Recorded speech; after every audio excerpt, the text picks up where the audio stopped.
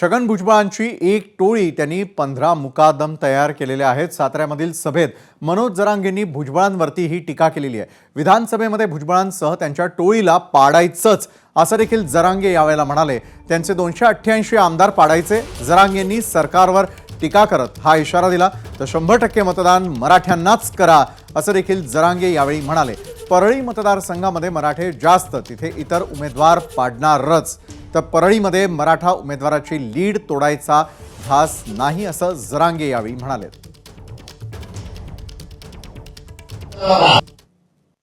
छगन भुजबळांच्या माध्यमातून एक टोळी ते 15 दिवस झाला कुंकड गेला, कुंकडने काय करते काय नाही, त्यांनी 10-15 तयार केले टोळी मुकादम।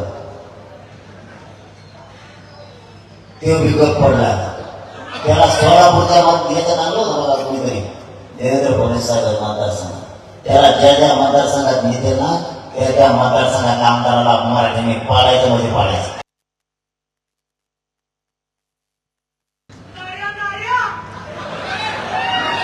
तुमचं काय करावं?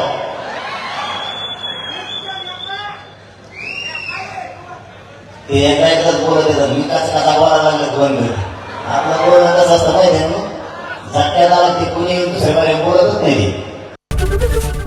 एबीपी माझा, उघडा डोळे बघा नीट।